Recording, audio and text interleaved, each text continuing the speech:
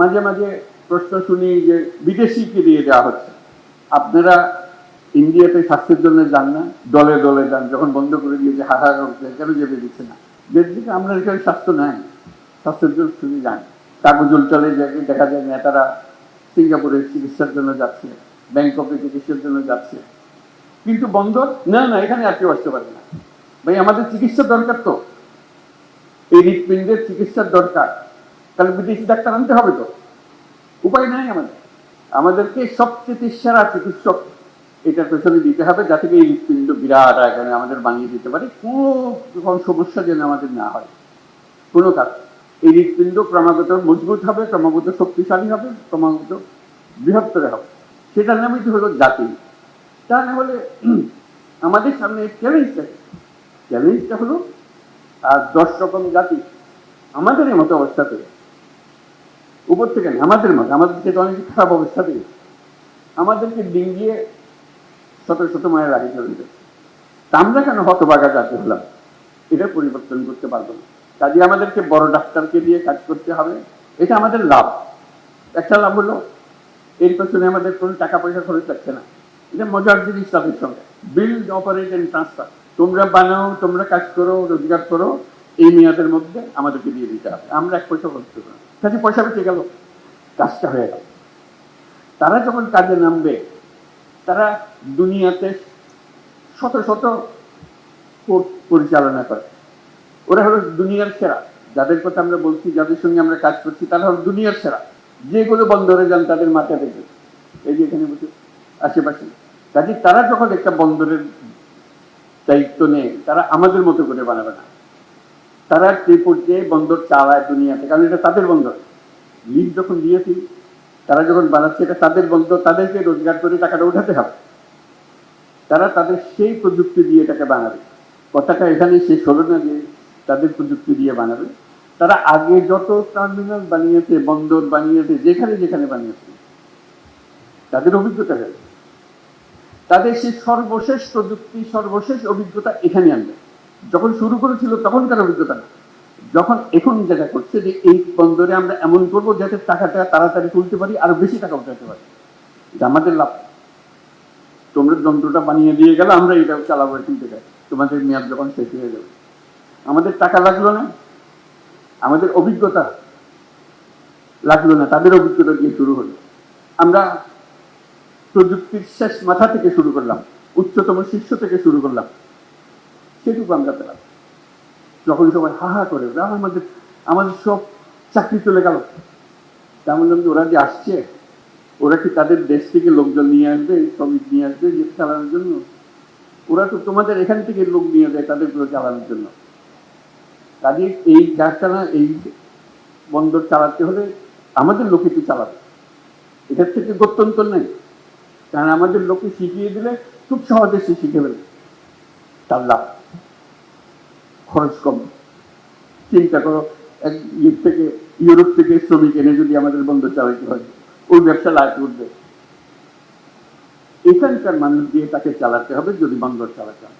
বলছে তারা তো যন্ত্রপাতি এনে ফেলবে, কম লাগবে, ঠিক কথা, কিন্তু বন্দরও তো বড় হবে, ক্যাপাসিটিও বড় হবে। কাজে যেখানে আগে 1 জন লাগতো, এখন বন্দর বড় হওয়ার ক্ষেত্রে 5 জন লাগবে। প্রযুক্তি সত্ত্বেও সেটা রয়েছে। আমার দৃষ্টি সেটা না, সেই যুক্তিতে আমি বলি না যে হ্যাঁ চুক্তি। আমি বলি যে যদি 5 বছর লাগে, আজকে কন্ট্রাক্ট দিয়ে দিলাম, শুরু করে দিলাম, 5 বছর লাগলো এটাকে বন্দর হিসেবে পরিচালনা করতে। ধরলাম 30 সাল, 30, 31, 5 বছর। 5 বছর পরে তারা কাজ শুরু করলো সত্যিকার। এর মধ্যে কাজ শুরু হবে, কিন্তু সত্যিকার ফুল স্পিডে কাজ শুরু করলো।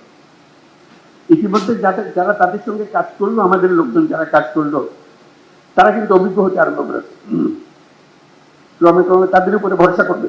এর পরবর্তী 5 বছর আমি একেবারে গ্যারান্টি দিয়ে বলতে পারি, যদি 31 সালে তারা কর্মক্ষম হয়ে যায়, চালু হয়ে যায় সবকিছু, আর 5 বছর 36 সালের মধ্যে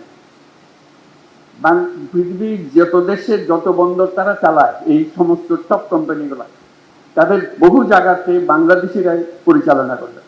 এখান থেকে এত এক্সপার্ট হয়ে গেছে, ওরা যেহেতু তোমরা চলে যাবে সস্তা, তাড়াতাড়ি শিখে, বেশি হামলা হুদ্দত করে না, এবং তাদের বুঝে নেওয়ার ক্ষমতা সাংঘাতিক। দেখবে যে বন্দরে পা দাও পরিচালনা কি হচ্ছে, ও তো বাংলাদেশি ডিরেক্টর, আমাদের ও বাংলাদেশি সেখান থেকে গিয়েছে। কোথা থেকে এসছে? ও চট্টগ্রাম বন্দর থেকে এসছে। চাকরি কমবে না চাকরি বাড়বে আমরা বুঝতে চাই না। মানুষ তার নিজের প্রয়োজনে এটা করবে। আমাকে দরখাস্ত নিয়ে ঘুরতে হবে না, সে সাজবে যে চলো তোমাকে অমুক জায়গাটা পাঠিয়ে দিচ্ছি, তুমি পরিবার নিয়ে চলো, তুমি আমার বন্দরে এই কাজটা করো, তুমি এখানে খুব ভালো কাজ করেছো।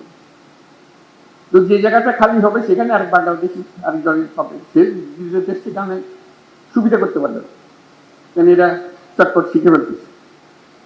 কাজে বিরাট একটা সুযোগ আমাদের। আমরা আগে যে কোনো জাহাজে চড়ি, জাহাজের নাবিক হলো কোথায়? চাঁদিয়ার নাবিক, সিলেটি নাবিক, এটা আমরা সবসময় জানি। পরে এখন দেখা যাবে যেই বন্দরে নামি, বন্দর পরিচালনায় সব বাংলাদেশি, চার জায়গা, নোয়াখালীরা, বরিশাল্লা, যত কথা সব আমাদের দেশে। এটা ছাড়া উপায় নেই তো। আমাদের সেই ক্ষমতা আছে, সেটাকে অবজ্ঞা করে আমরা পাশ কাটিয়ে চলে গেলে আমাদের কপালে আমরা দুঃখ দিলাম। তো সেটাই আমাদের পরিবর্তন। আমরা চাই যে তাড়াতাড়ি কাজটা হোক। সবার কাছে অনুরোধ, সবাই চট্টগ্রাম বন্দরের যে টিম আছে, রিয়ার এডমিরাল জামান, তার পেছনে আমরা দাঁড়াই। আপনি কি করতে চান আমাদেরকে বলেন, আমরা এই আপনার দলে শরিক হলাম।